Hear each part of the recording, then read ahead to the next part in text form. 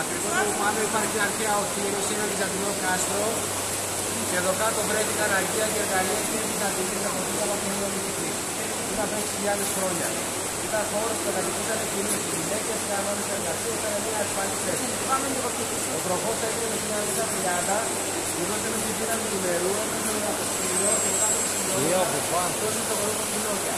Ήταν ένα υδραυλικό από το 1930 μέχρι το 1954 και εγώ ήταν στο Λοτάνο. Και ξεκίνησε όλος ο λαγικός αγωγής και την χιλιοκατάσταση.